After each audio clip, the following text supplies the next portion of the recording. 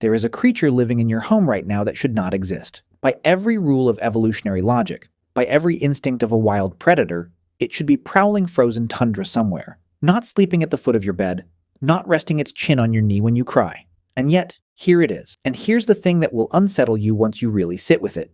You didn't choose it. Your species didn't sit down one afternoon and decide to build the perfect companion. The dog, as we know it, as we love it, was an accident. A 30,000-year-old accident that may have changed the course of human civilization more than fire, more than the wheel, more than language itself. To understand how this happened, you have to go back. Not to ancient Rome, not to the Bronze Age, but to the very edge of the world your ancestors barely survived. Imagine a world cloaked in permanent winter. A world where mammoths still walked in living herds, where the nights screamed with sounds modern humans have never heard and never will.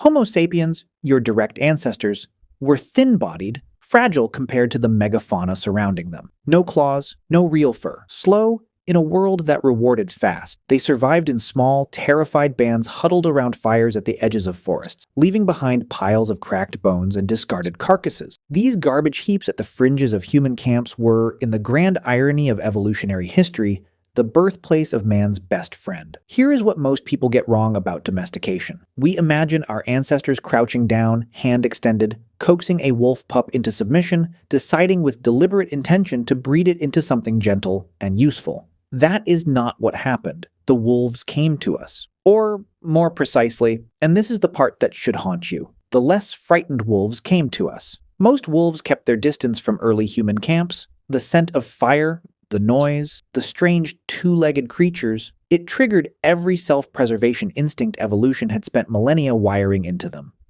But some wolves, a small genetic outlier at the edge of the pack, were born with a slightly blunted fear response. They lingered a little longer near the firelight. They crept a little closer to the bone scraps. They were, in the language of behavioral biology, less reactive. And that slight accidental deviation in their neurology meant they got food when other wolves went hungry. They didn't get chosen. They survived. And then they bred. And their offspring, inheriting that same muted fear threshold, crept a little closer still. And so began one of the most profound feedback loops in the entire history of life on Earth. Not driven by human intention, but by the brutal, blind arithmetic of natural selection playing out at the edge of a firelight.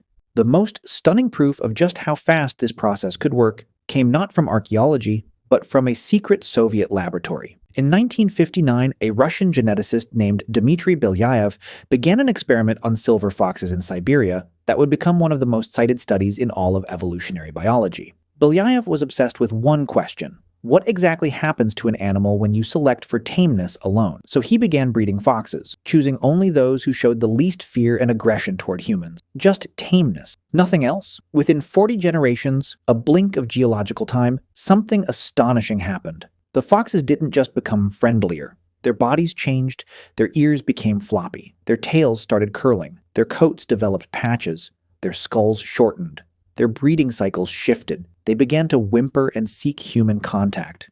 They began to look with eerie precision like dogs. What Belyaev demonstrated was that domestication isn't just behavioral. It is written into the very architecture of the body. Select for one thing, and biology rewrites everything else along with it. And this is where the story becomes truly staggering, because what emerged from those ancient campsites wasn't just a tamer wolf, it was a new animal. One that had, over thousands of generations, become cognitively rewired for human partnership in ways that no other species on Earth has ever replicated. Dogs can follow a human pointing finger. Chimpanzees, our closest genetic relatives, with whom we share nearly 99% of our DNA, largely cannot do this without extensive training. Wolves raised by humans cannot do it either. But a dog, even a puppy raised with no human contact, will follow your pointed finger. They don't just tolerate us, they are neurologically calibrated to us. When a dog looks into your eyes, both of your brains release oxytocin, the same bonding hormone that floods a mother's system when she looks at her newborn child. We did not train this into them. Evolution did. They grew into the shape of our attention. The ripple effects of this accidental partnership are almost impossible to overstate. Dogs almost certainly made early humans better hunters, their superior hearing and smell functioning as a sensory extension that gave our ancestors a decisive edge in a brutally competitive ecosystem. As humans shifted to agriculture, Dogs became herders and guardians, living alarm systems against the predators that threatened early settlements. They pulled sleds across Arctic distances that would have been otherwise impossible to cross. They carried messages through wartime trenches. They learned to detect the chemical signature of cancer on human breath, to predict seizures before they happen, to guide the blind through intersections of modern cities. One species, born from a pile of bones at the edge of a firelight, threaded itself through every chapter of human history that followed. But this is also where the story turns, because what we created as we grew more deliberate with our breeding over the last few centuries has come at a cost measured in suffering. We took the accidental miracle of domestication and industrialized it.